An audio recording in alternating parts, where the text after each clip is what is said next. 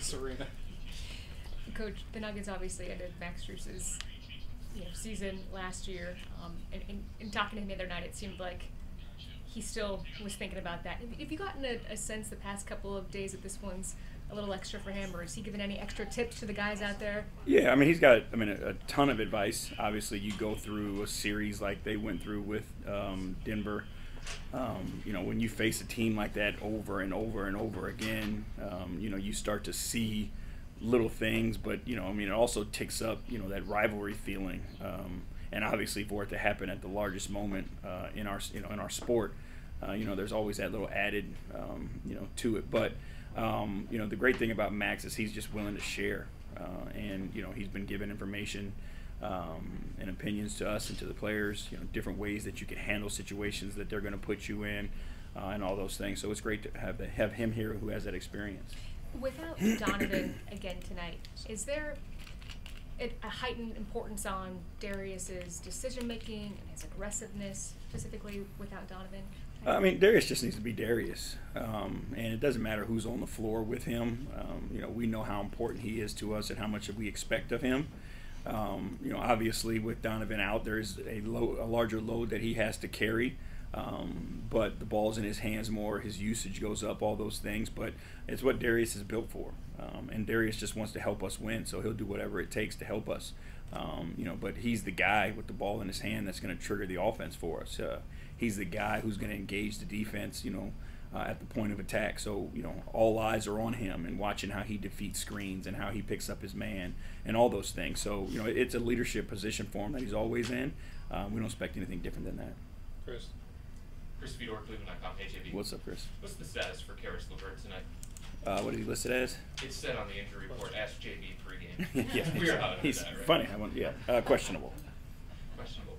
And then Craig Porter Jr., you've gone to him a few different times throughout the course of this season, early on, probably more than he expected at this point.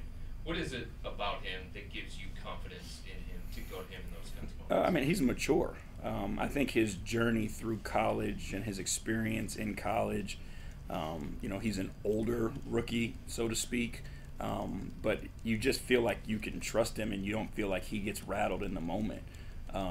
So it makes it easy, to put him on the floor. Like, what he's going to do.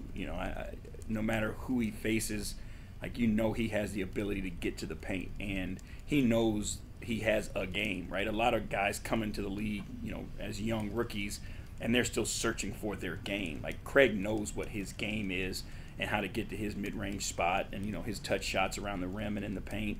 So, he's not out there searching against the best players in the world where he has to go. He knows he's got a comfortable place to go and land. Ryan Lewis, Speaking Journal. Tito across the street was always talking about team identity and how it can change year to year and develop throughout the course of a year. Do you have any views on the concept of team identity and just how it can progress throughout a season? Yeah, I mean, I think it takes guys a minute to find out exactly who they are, right? As coaches, we lay the foundation of what our priorities are, but at some point in time, chemistry kicks in, and when the chemistry kicks in, the identity becomes clear.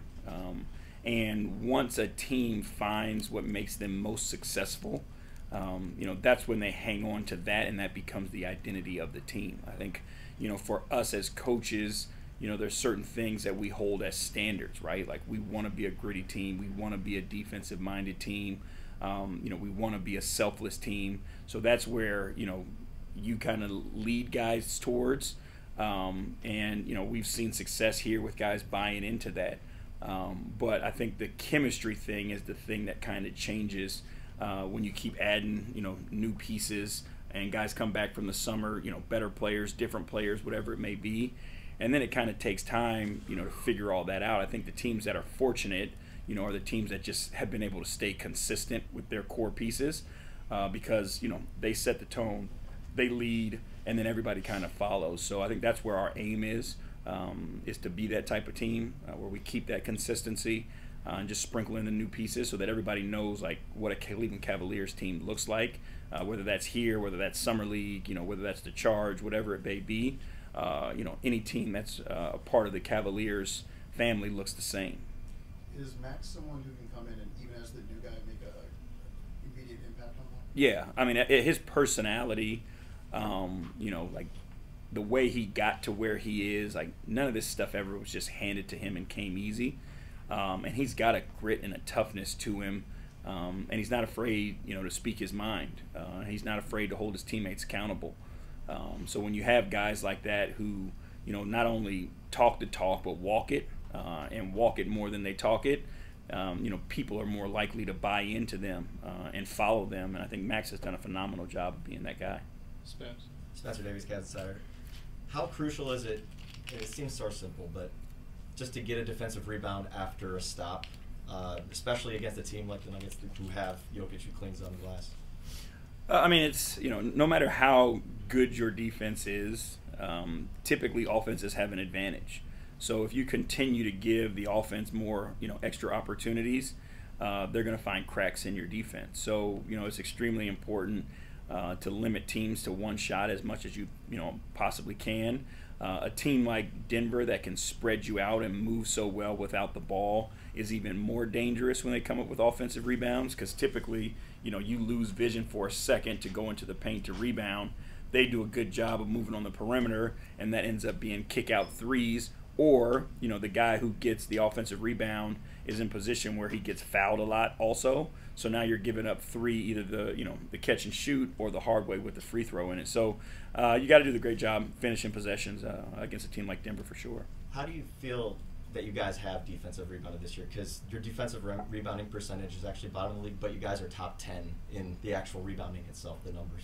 Yeah, I mean, I think our defense typically forces you to miss, you know, so there's more opportunities to rebound, and there's more opportunities for the offense to rebound as well. And I think that's why our percentage is low, but there's just more opportunities out there because we do a good job on the first attempt. So, you know, we have to be better at finishing possessions, and I don't think we've been great as a defensive rebounding team. You know, you give up close to 17, 18 a couple games. You know, we definitely have to be better than that because it's going to put too much pressure on our defense no matter what. Can it be as simple as just kind of being stronger with the ball too, do you feel? Yeah, I mean, we've been working, and it was a pretty interesting thing. So I went to Michigan State this summer and talked to Coach Izzo. And there was a thing that he talked about with his teams is trying to create clean rebounds. And when you create clean rebounds, that helps you transition into offense more, but it's less of just the wrestling and the deflections, and now the other team has an opportunity. So that's one of the things that we've been talking to our guys about, is trying to create as many clean rebounds as we can, where you just get the ball at its peak and you're not wrestling with guys, and now they get a chance to get their hands on it. So, you know, that's where an area where we got to continue to improve. But I think as the season goes and you see us improve, you know, it'll be noticeable. Evan Damar right down you. But JB, you always stress that this is a copycat league. You look at a team like Denver where they are heliocentric around Nikola Jokic, who is obviously another worldly player in of himself. But like, you look at your guys, like whether it's Evan or Jarrett, is there like just small wrinkles or ways you can play around your biggest strength, which is quite literally being big? Yeah, I mean, we aim, you know, to involve our big guys as much as we possibly can. You know, when you get into mimicking other teams, like, you better be pretty sure that you got a guy that looks like the guy. And, you know, there are not many, if any, other guys that are Jokic. So I want to pay him his respect. Our big guys are different and can be creative in their own right. You know, they are good playmakers and passers. I think you've seen more usage of Evan with him catching and playing in that two-man game and those types of things. So there are things that you want to emulate because you see that, you know, how it translates. Like, you watch the pressure that Jokic puts on defenses when he defensive rebounds and pushes, right? I think you've seen Evan, you know, be able to put pressure on teams when he defensive rebounds and pushes. So there's things that you want to emulate, but, you know, you have to play to your team's talent and play to their strengths. And with Thanksgiving and the season of kicking off, how important is it for you to just have the organization or yourself or your players give back to the greater kicking community? I mean, this is, you know, without our community, without our fan base, you know, we're not here, and we're not in the positions to have the lives that we have, that we've been blessed with.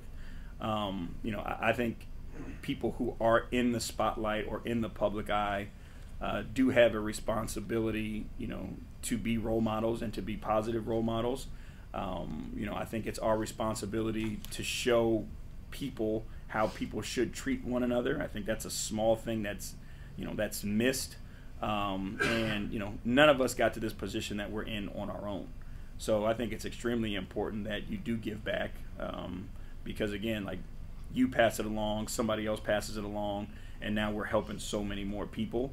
And just on a personal note, as a parent, I think it's important to show your kids that there's more to life than just you and what impacts you directly, because you want your kids to grow up to be good human beings and selfless human beings and care about the greater good more than they do themselves. So I think this time of year is a great time of year, and I think all the news and coverage, and I'm glad you asked that question, but like, these types of things should be highlighted even more.